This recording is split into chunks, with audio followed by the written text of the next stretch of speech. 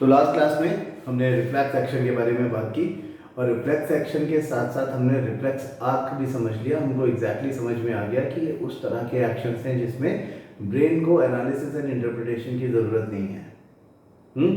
मतलब कोई अचानक से हमारे आसपास कोई ऐसी चीज़ हमारे सामने एज अ डिस्टर्बेंस आ जाए तो उसको भी रिस्पॉन्ड करने में कैपेबल है हमारा सिस्टम, जिसमें एनालिसिस एंड इंटरप्रिटेशन नहीं होता।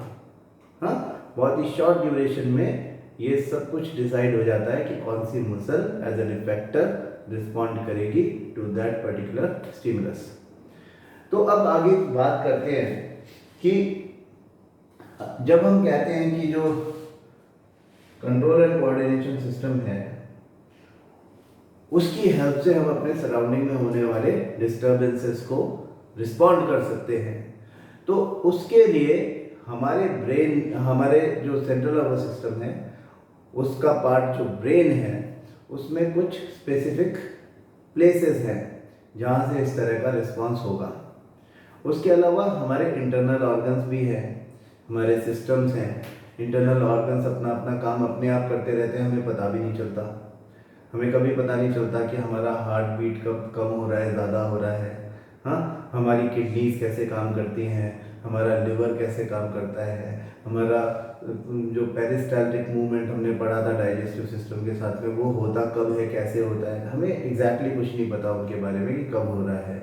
ये सब इनवॉलंटरी एक्शंस होते हैं जिसमें हम अपनी मर्जी से कुछ चेंज नहीं कर सकते, वो अपने आप होता रहता है। इंटरनल ऑर्गन्स अपने आप काम करते हैं और वो अच्छा भी है क्योंकि दे आर वाइटल ऑर्गन्स और हमारे सर्वाइवल के लिए उनका नॉर्मल फंक्शन करते रहना ज़रूरी है।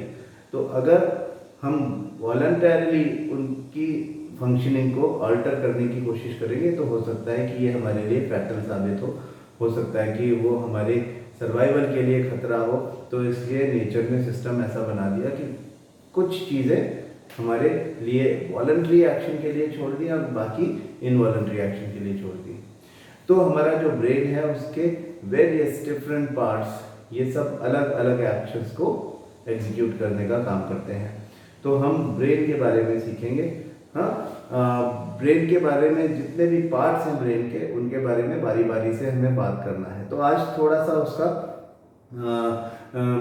एक्सटर्नल स्ट्रक्चर देखते हैं, ओवरऑल स्ट्रक्चर देखते हैं, फिर उसके बाद कल हम उसके बारे में डिटेल पढ़ेंगे और देखेंगे कि हमारी बुक में क्या क्या लिखा हुआ है। We should know that what are the functions of a particular part of a brain. वो फंक्शन हमको याद करना है। Different parts of the brain तो पता होना ही चाहिए, उन पार्ट्स के अलग अलग फीचर्स क्या क्या हैं और वो किस तरह से एक दूसरे के साथ में कोऑर्डिनेशन बनाते हुए किसी पर्टिकुलर फंक्शन को एग्जीक्यूट करते हैं। तो अगर हम ब्रेन को रफली ड्रॉ करें तो वो कुछ इस तरह का दिखाई देगा। हम ऊपर से देख रहे हैं हमारे ब्रेन को, हाँ, टॉप व्यू उसका ऐसा है। यानी कि ऊपर से अगर हमारा हेड वाला पार्ट ओपन कर दिया जाए तो टॉप व्यू से ब्रेन हमको कैसा दिखेगा उसके बारे में हम बात कर रहे हैं। इसमें कई सारे स्किन फोल्ड्स होते हैं और ये ऊपर से एक बीच में एक स्यूचर दिखाई देता है जो इसको दो पार्ट्स में बांटता है। इन दो पार्ट्स को हम सेरिब्रल हेमिस्फीयर्स कहते हैं। Cerebral hemispheres, there are two hemispheres. ये अंदर से हॉलो है। This portion is known as cerebrum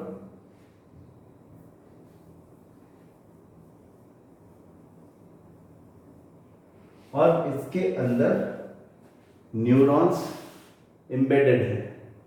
ठीक है, cerebrum is the largest part of the brain as a whole.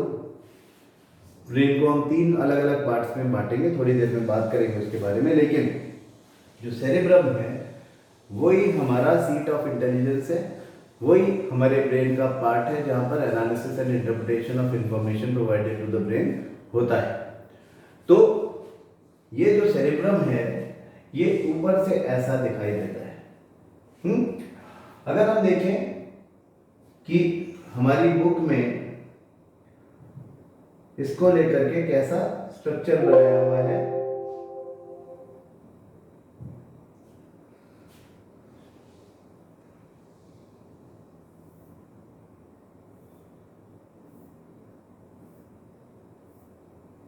तो हमको इसका साइड व्यू दिखाया हुआ है।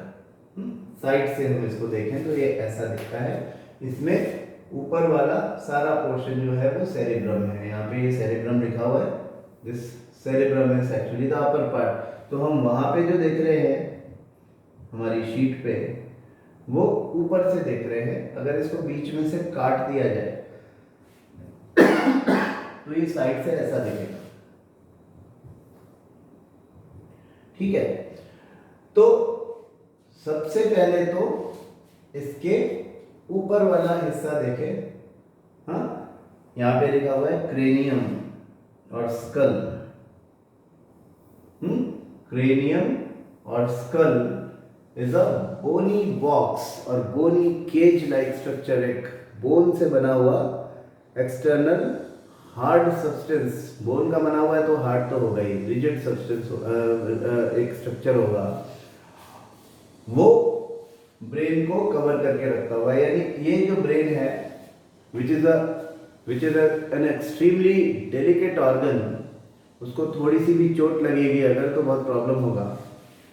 वो ब्रेन जो है वो एक इस तरह के बोन से बने हुए बॉक्स के अंदर प्रोटेक्टेड रखा हुआ है, उसको इजीली टच नहीं कर सकते। आपको अगर चोट लगेगी तो वो स्कल पे लगेगी। स्कल और क्रेनियम एक ही बात है। बोन से बना हुआ एक्सटर्नल कवर है ये, जो ब्रेन को प्रोटेक्टेड रखता है। हाँ, तो ब्रेन की एक्सटर्नल शॉक से प्रोटेक्शन करने के लिए क्रेनियम है। अंदर देयर आर मेम्ब्रेन्स। ब्रेन के ऊपर 3 मेम्ब्रेन्स होती है। हाँ, यहाँ पे 3 मेम्ब्रेन्स आप अगर गौर से देखेंगे तो दिखाई देगी। क्रेनियम के नीचे 1, 2 and 3, these are 3 membranes. Membranes को हम कहते हैं मेनिंजेस। हमारी बुक में नहीं लिखा है लेकिन हमें पता होना चाहिए। मेनिंजेस। और ये मेनिंजेस जो है, मेनिंजेस के भी नाम होते हैं अलग अलग, लेकिन आपके सिलेबस का पार्ट नहीं है। वैसे आप इनको रिस्पेक्टिवली ड्यूरा मैटर, पाया मैटर एंड एराक्नोइड कहते हो। ये 3 मेम्ब्रेन्स है। ये एक एडिशनल कवर है ओवर द ब्रेन। ब्रेन के ऊपर 3 मेनिंजेस या 3 मेम्ब्रेन्स हैं, और उन मेम्ब्रेन्स के बीच में एक फ्लूइड भरा हुआ है जिसको हम सेरेब्रो स्पाइनल फ्लूइड बोलते हैं। सेरेब्रो स्पाइनल फ्लूइड कहां भरा हुआ है? Between these membranes. तो ब्रेन तो ये है, ये जो दिख रहा है हमको। ब्रेन के ऊपर डबल प्रोटेक्शन है। The brain is doubly protected by 2 covers. One is the skull or the cranium that is made up of the bones, and the second one is the 3 meninges or the membranes which confine a cerebrospinal fluid inside them. What is the significance of having this fluid in between the meninges? Number 1, it provides a cushion to the brain against internal shocks. समझो कि एक cranium के अंदर, एक बोनी box के अंदर रखा हुआ डेलिकेट ऑर्गन अगर इंटरनली टकराता है, हाँ, इंटरनली अपने आप को टकरा करके इंजर कर लेता है, तो बहुत कॉम्प्लिकेशंस हो सकती है। तो ये इंटरनली टकरा ना जाए और टकरा के अपने आप को डैमेज ना कर ले, उसके लिए इसके ऊपर ट्रिपल लेयर्स ऑफ मेनिंजेस जिनके बीच में भरा हुआ एक सेरिब्रोस्पाइनल फ्लूइड है जो इसको एक कुशन प्रोवाइड करता है which protects it from internal shocks. तो एक्सटर्नल शॉक से बचाने के लिए तो स्कल या क्रेनियम है ही, इंटरनल शॉक से भी बचाने के लिए एक एडिशनल कुशन है जिसको हम मेनिंजेस प्लस सेरिब्रोस्पाइनल फ्लूइड बोलते हैं। Apart from that this cerebrospinal fluid which is an extract of the blood से ही एक्सट्रैक्ट करके आता है ये इनसाइड द ब्रेन। ऐसा नहीं है कि ये परमानेंटली भरा हुआ है, ये एक तरफ से आता रहता है और दूसरी तरफ से जाता रहता है। हाँ, एंटीरियर पार्ट है, एंटीरियर कोरोइड प्लेक्सस, हम बाद में बात करेंगे। वहां से ब्लड जब अंदर आता है तो इसमें से फिल्टर होकर के सेरिब्रोस्पाइनल फ्लूइड ब्रेन में एंटर करता है और मेनिंजेस के बीच में सप्लाई हो जाता है। जो बैक साइड में एक इसी तरह का पार्ट होता है जिसको पोस्टीरियर कोरोइड प्लेक्सस बोलते हैं, वहां से वो ऐसी जगह है जहां से सेरिब्रोस्पाइनल फ्लूइड फिर से ब्लड का पार्ट बन जाता है। तो सेरिब्रोस्पाइनल फ्लूइड ना केवल एक कुशन प्रोवाइड करने में मेनिंजेस की हेल्प कर रहा है बल्कि साथ में अपने यूजफुल सब्सटेंसेस भी ब्लड से लेकर के आ रहा है जिसमें न्यूट्रिएंट्स हो सकते हैं, जिसमें ऑक्सीजन भी होती है, और अपने साथ में जाते समय from the posterior choroid plexus वो फिर से ब्लड को वेस्ट सब्सटेंसेस जो कि सेरिब्रोस्पाइनल फ्लूइड में हो सकते हैं उसको फिर से ब्लड में डाल करके और अपनी बॉडी से या तो बाहर निकालने में या अदरवाइज ब्लड सर्कुलेशन का पार्ट बनाने में हेल्प करता है। तो क्वेश्चन पूछा जा सकता है कि how the brain is doubly protected, हमारा ब्रेन डबली प्रोटेक्टेड कैसे है? तो हम बता देंगे कि उसके ऊपर दो कवर्स हैं। फर्स्ट कवर इज बोन्स का बना हुआ क्रेनियम और skull, and the second protection is meninges filled with the cerebrospinal fluid. Skull external shock से बचा रहा है और meninges plus cerebrospinal fluid internal shock से बचा रहा है। ठीक है, overall the brain can be divided into 3 parts.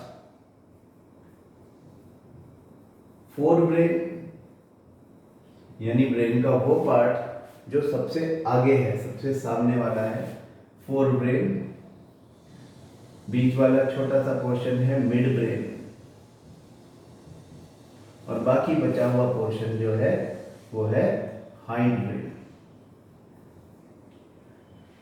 ठीक है, तो ब्रेन 3 पार्ट्स में बांट दिया है हमने। फोरब्रेन, ये सब फोरब्रेन है जिसमें सेरेब्रम आता है। हाइपोथैलेमस भी फोरब्रेन का ही हिस्सा है। हाँ, पिट्यूटरी ग्लैंड उसके नीचे लगी हुई है। Pituitary gland is an endocrine gland. Mid brain, बीच में ये वाइट छोटा सा हिस्सा है, और हाइंड ब्रेन जिसमें cerebellum, pons varolii and the medulla oblongata, छोटा सा हिस्सा ये जो दिख रहा है, ये सब हाइंड ब्रेन का पार्ट है। अब इंपॉर्टेंट बात यह है कि ये सभी अपना अपना काम अलग अलग तरीके से कर रहे होते हैं। तो इनका फंक्शन तो हम डिटेल में कल सीखेंगे, लेकिन हमें ये जरूर पता होना चाहिए कि what are the parts of forebrain. तो फोरब्रेन में हम देखते हैं कि सबसे इंपॉर्टेंट पार्ट जो है वो तो सेरिब्रम है। सेरिब्रम के अलावा इसका फ्रंटल पोर्शन होता है जिसको हम ऑल्फैक्टरी लोब कहते हैं। फोरब्रेन का ही पार्ट है वो भी, ऑल्फैक्टरी लोब। और एक पीछे का पार्ट है जो कि हमारे बुक में इस तरह से दिख रहा है जैसे वो मिड ब्रेन का पार्ट है, लेकिन वो इसी का फोरब्रेन का ही पार्ट है। इसको हम कहते हैं, बेसिकली बोलते तो हम उसको डायएन्सेफेलॉन है। डायएन्सेफेलॉन का एक इम्पॉर्टेंट हिस्सा है हाइपोथैलेमस, जो कि हमारे ब्रेन में एक इम्पॉर्टेंट रोल प्ले करता है। उसके अलावा that is also a part of endocrine system also. तो हम आगे इनके बारे में डिटेल में पढ़ेंगे। मिड ब्रेन के कुछ स्पेसिफिक बाइफर्केशंस नहीं है। मिड ब्रेन छोटा सा एक हिस्सा है जो कि एक इंफॉर्मेशन एक्सचेंज सेंटर की तरह से काम करता रहता है फोर ब्रेन और मिड ब्रेन के हाइंड ब्रेन के बीच में। हाइंड ब्रेन के 3 इंपॉर्टेंट पार्ट्स हैं।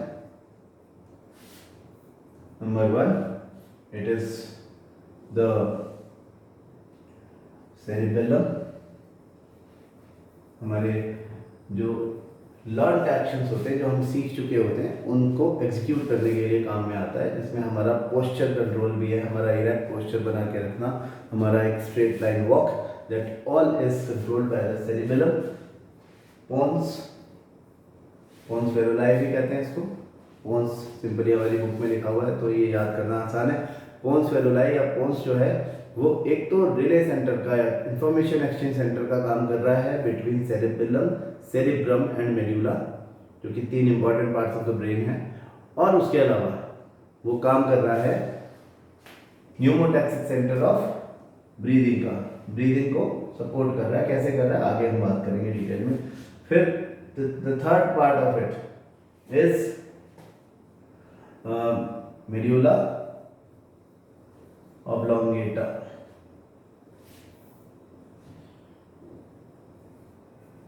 मेड्यूला ऑब्लोंगेटा, आप इसको केवल मेड्यूला भी कह सकते हो। Medulla oblongata is responsible for the involuntary actions, हमारी बॉडी के इंटरनल पार्ट्स किस तरह से काम कर रहे हैं, किस तरह से हमारा डायफ्राम मूव कर रहा है, किस तरह से हमारी किडनीज काम कर रही है, किस तरह से हमारा पेरिस्टाल्टिक मूवमेंट हो रहा है, जिन चीज़ों पर हमारा नहीं कंट्रोल वो सब एक्चुअली कंट्रोल करता है हमारा medulla oblongata, which is a part of these 3 are the part of hind brain.